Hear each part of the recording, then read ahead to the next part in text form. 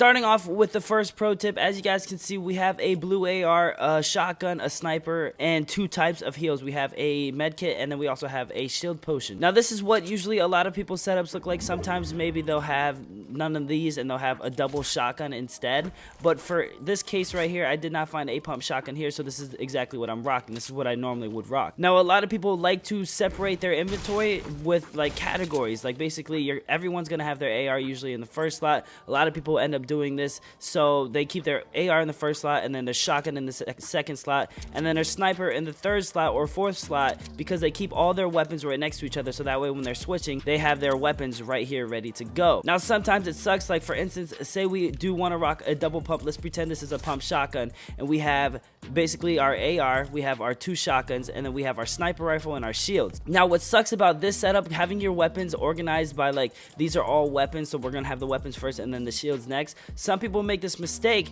but a pro tip is to put the sniper at the very end, no matter what it is. Even if this is shield pops or grenades or anything like that, whatever this slot is right here, it doesn't matter what it is. Always have your assault rifle all the way at the far left and your sniper rifle all the way at the far right. And then of course you always want to have your shotguns right next to each other, so that way you can actually double pump on console.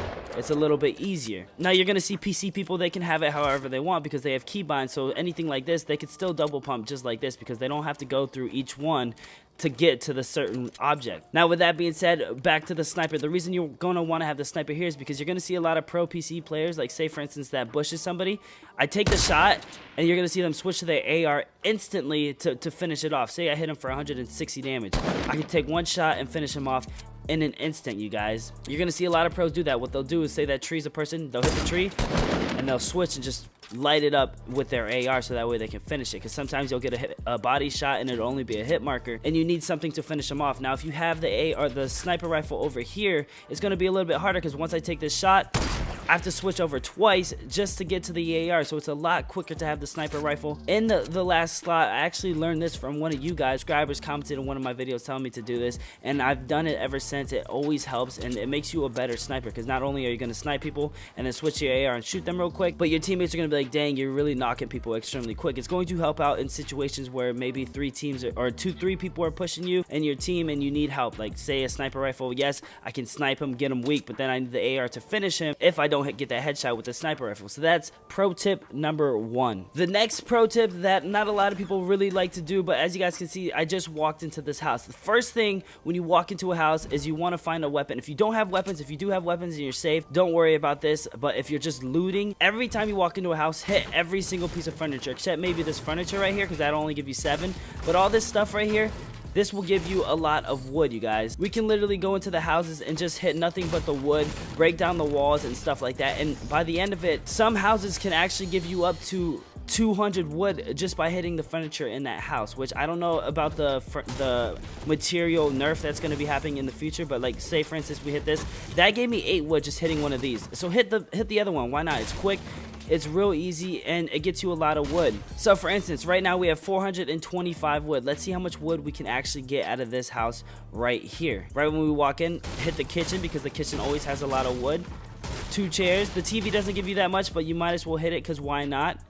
Move up to the next floor, more furniture to hit. We got a chair, barely gives us any, but 4 will still add up. And then right there, see, sometimes it'll give you 5.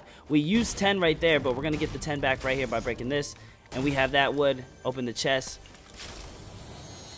and now we have 511. So that house right there gave us 60 wood. Now it might not seem like that much, but if this house gave me 60 wood and that house gave me over there gave me 60 wood, that's already 120 wood just without even hitting trees or anything like that. If you hit the trees outside of it, you can easily get 200 wood just by hitting a simple 2 houses. I'm gonna show you another example over here.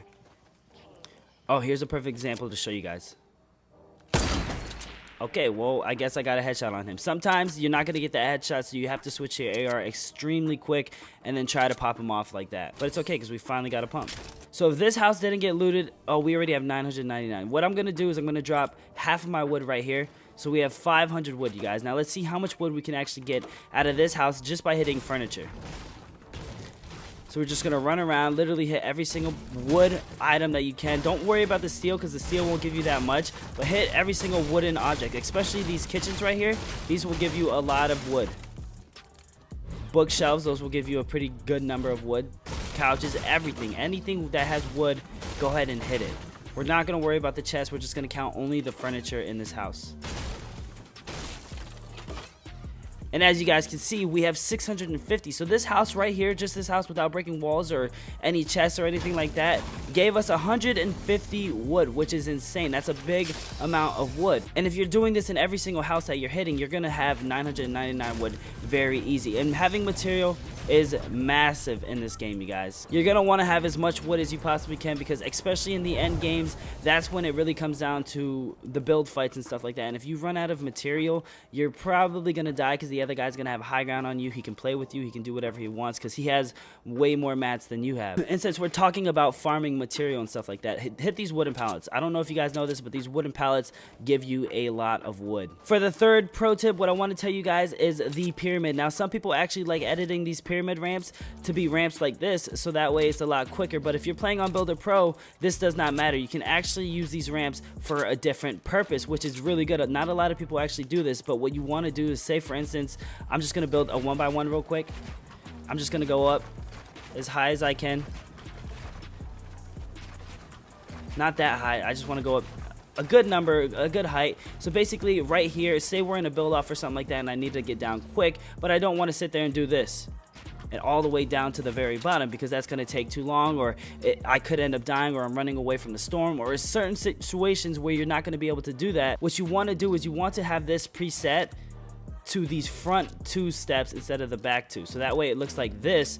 So that way anytime you open up your mats and you go to your pyramids, you have down ramps ready to run down the hill, and then you can switch it back to this, switch it back to a down ramp, and it's that easy. Not a lot of console players actually do this, but it does help out a lot. Having this set to an automatic down ramp will always help you out in situations, especially in the final match when you're having a build off or something like that and you need to get down quick. Because say you guys have a build off in the storm, you end up winning, but you need to get down quick and you have like no launch pads or bounce pads or anything like that. What you want to do is you want to go ahead and set up your down ramps like this. That way you can easily get down and then jump and let the other ramp catch you. Not a lot of people know about that, or actually a lot of people do, but they just don't take the time to do it. And honestly, it does help out. It can improve your gameplay a lot. It's a pro tip for console players if you guys do want to become really good on console, because we...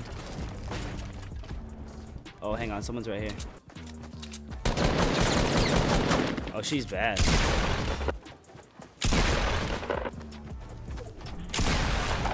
We're gonna rock the double pump. And so say like a situation like this where it's gonna be hard for me to jump down because I'm too high up or anything like that. Like I won't catch anything down here, so I'll just fall to my death. Say we're extremely high up. All you have to do is put this wall up here and just go to your down ramps and just take your way down all the way down. That easy. You don't have to sit there and edit or anything like that. It's quick and easy and ready to go. And that's part of Fortnite. You want to be able to have everything quick, because even the milliseconds, they do matter in this game, because that millisecond can change from you putting up a wall and them jumping through it, or them actually getting stuck on the other side. Okay, there's people over here fighting. So what I'm going to do is I'm going to come over here, let them fight, let them get each other weak and stuff, and then once they're ready, that's when I can go ahead and try and steal the kill. This guy that has high ground, he's actually probably really good, so I'm going to just go up there and fight him.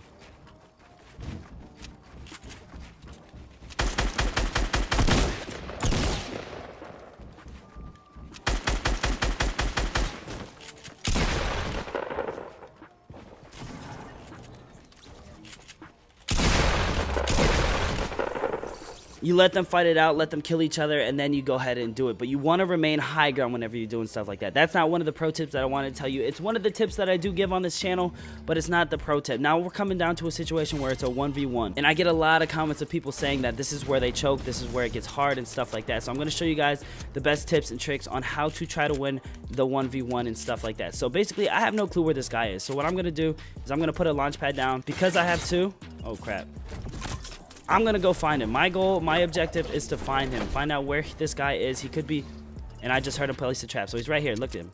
I can go for a headshot, body shot, switch to your AR, and just light him up. And that's how you're supposed to do it. That's how these pros are doing it on console. That's why they're just getting a lot of kills, because they switch. I could have easily got a headshot, but I wasn't focused on that.